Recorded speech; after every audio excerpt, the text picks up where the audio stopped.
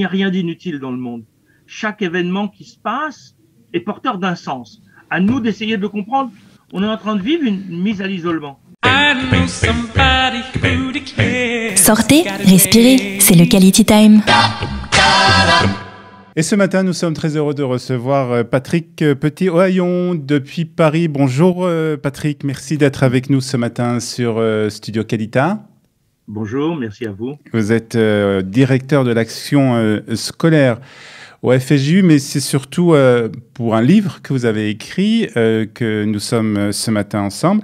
Alors, c'est pas votre premier ouvrage, Patrick, hein? Non, tout à fait.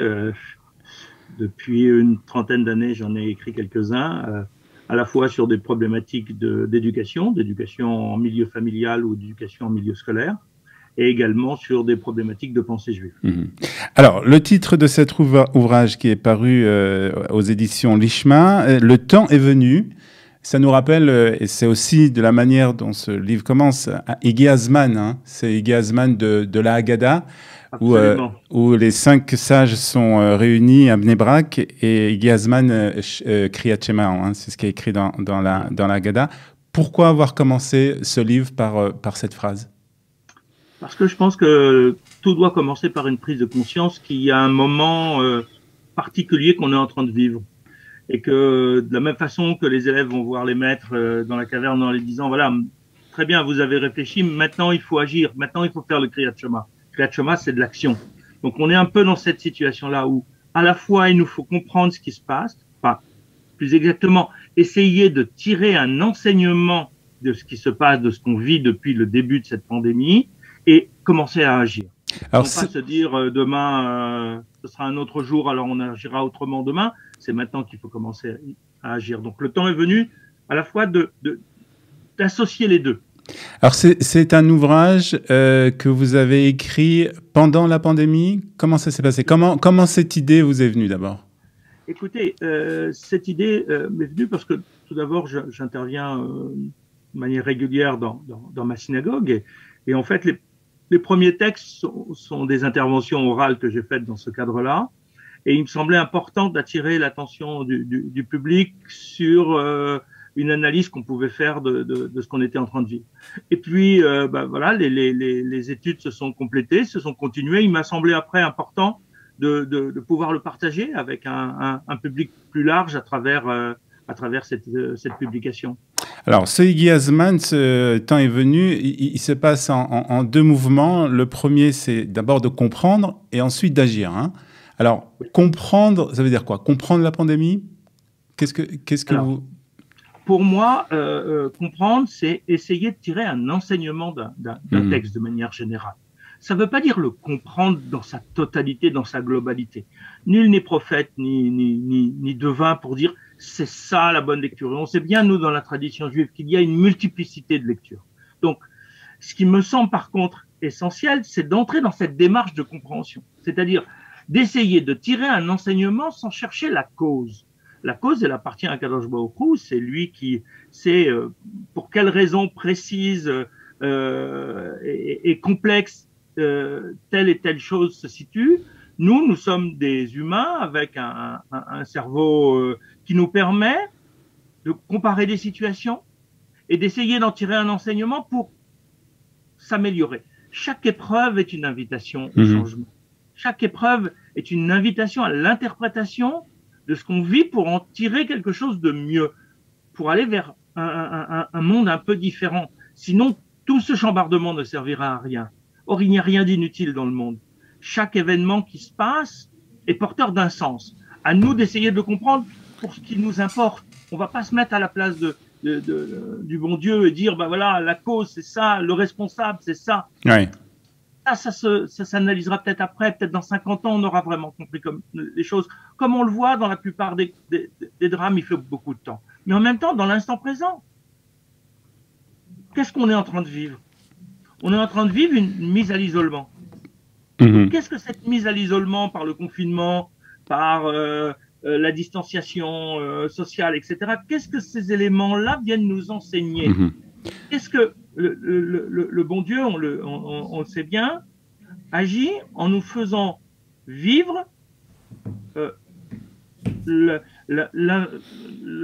comment dire, l'inverse de ce qu'on a fait sur lui, c'est-à-dire ou ce qu'on a fait dans la société. Ouais. Là, donc c'est vraiment un livre de réflexion et c'est aussi un livre qui, comme vous l'avez dit, compare des situations qui ont existé. Et il y a quelque chose de très intéressant, vous parlez de deux personnages qui ont été, en fait, on va dire, confinés. On va vous parler de Noir et de Yosef. Oui. Tout à fait. Tout à fait, parce qu'ils se sont tous les deux retrouvés dans une situation d'enfermement, l'un en prison pour Yosef, et c'est un temps de réflexion, c'est un temps d'analyse, et c'est un temps où il va tirer quelque chose, il va faire ressortir quelque chose de lui-même. Et puis Noir, et c'est un temps d'expérimentation. Il est isolé avec sa famille, donc très peu de gens en réalité. Bien sûr, tous les animaux qu'il a pris avec lui dans l'arche, mais très peu de gens. Pourquoi cet isolement? Pourquoi Dieu a choisi cette modalité-là pour le déluge? Il aurait pu le sauver tout autrement. On peut imaginer n'importe quoi. Je ne suis pas auteur de science-fiction, mais je suis sûr qu'il y aurait des tas de possibilités et d'inventions possibles. Pourquoi cette mise en situation? Qu'est-ce qu'il a à en apprendre? Parce que chaque situation est là pour nous permettre d'apprendre quelque chose. Donc, qu'est-ce que je vais apprendre du confinement? Qu'est-ce qui posait problème avant et qu'il faudrait que je travaille grâce aux enseignements du confinement? C'est ce qui vient nous interroger. Alors après avoir donc plusieurs possibilités de compréhension, parce que dans le livre vous donnez plusieurs pistes de compréhension, le temps est venu d'agir. Et là aussi c'est un mouvement, un stade important, d'après vous, dans ce que nous vivons en ce moment, dans la compréhension et dans la réalisation de cette situation dans laquelle nous sommes actuellement. Oui, parce que on le voit bien, c'est pas si évident que ça de changer. Si on comprend que ce confinement vient nous interpeller sur la relation à l'autre, sur le besoin qu'on a de faire des choses ensemble, de s'ouvrir, de travailler notre solidarité, notre prise en compte des personnes âgées, des personnes dépendantes, etc., et de considérer l'autre non pas comme un utilitaire, mais comme quelqu'un vers qui on peut aller à la rencontre, alors il faut agir maintenant. Parce que sinon, demain ne va rien changer. Et on le voit. Regardez ce qui se passe aujourd'hui un peu partout dans le monde. On a un outil qui s'appelle le vaccin, qui, selon les scientifiques, quand même nous protège et à 90 voire plus de chances d'avoir le coronavirus, ou en tout cas d'avoir une forme grave du coronavirus. Mais on voit en même temps un certain nombre de personnes qui, pour des raisons de liberté individuelle, mettent en danger une liberté collective. Oui. Qu'est-ce qu'on est en train de jouer là? On vient de comprendre qu'on était tous isolés dans notre coin et que finalement l'isolement, le recentrement sur soi, c'était terrible parce qu'on a vécu enfermé, seul avec soi-même ou avec sa famille nucléaire bien souvent réduite, sans pouvoir sortir, sans liberté de mouvement. Et donc on comprend bien le besoin qu'on a de cet échange avec les autres. Et là, on est en train de se dire, bah non, moi je veux ma liberté, donc je ne veux pas qu'on m'impose. À la limite, je veux peut-être prendre le vaccin, mais je veux pas qu'on me l'impose. Oui, mais il y a une problématique. Moi, je me sens responsable des autres autant que je suis responsable de moi-même. Si l'homme continue à être auto-centré, alors on est dans la civilisation d'avant, qui est une civilisation individualiste, où ce qui compte, c'est le bien de chacun, c'est ses intérêts, et puis c'est pas grave s'il écrase les autres, ou s'il méprise les autres, ou s'il relègue les autres dans des maisons de retraite loin pour qu'on les voit pas, ou les handicapés dans un endroit fermé. Mais justement, qu'est-ce que Dieu attend de nous? Il attend de nous une société fraternelle, une société de solidarité. On le voit dans l'exemple du prêt-intérêt. On ne prête pas un intérêt à l'intérieur de la communauté juive parce que c'est un frère. Ouais. Donc il y a une solidarité.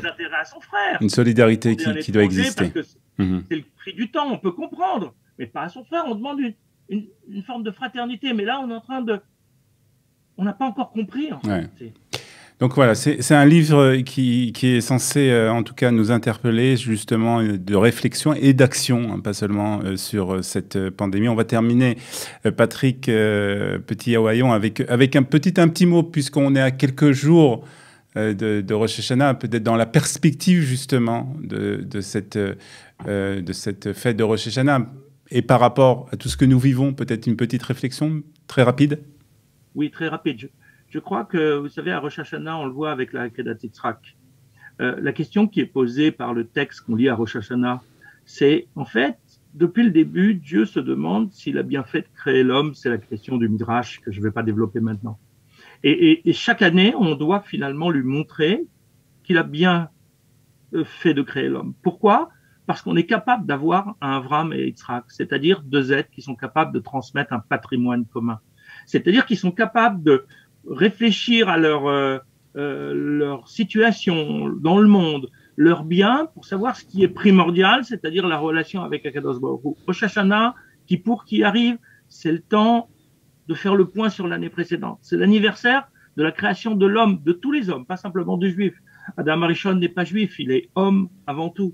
Donc c'est ce temps-là où on doit se demander, mais est-ce qu'il a bien fait? Avec le corona, est-ce qu'on va être capable de comprendre et de faire des petites actions et prendre des engagements, mais pas de grands engagements? Ça ne sert à rien. Prenons des engagements sur des petites choses, des choses réalisables, qui vont pouvoir d'année en année, de mois en mois s'accumuler, et à ce moment-là, on aura vraiment provoqué un grand changement. C'est pas un grand chambardement qu'il faut. C'est un petit pas, chacun dans sa sphère, dans son univers, pour regarder le monde autrement et pour regarder l'autre autrement. Voilà, c'est sur ces mots que nous terminerons. En tout cas, merci beaucoup, Patrick Petit-Oyon. Le temps est venu, le dernier ouvrage donc sorti aux éditions Lishma. Merci d'avoir été ce matin avec nous sur Studio Kalita. Merci à vous. Bonne journée. Bonne journée et Shana Tova. Sortez, respirez, c'est le Quality Time.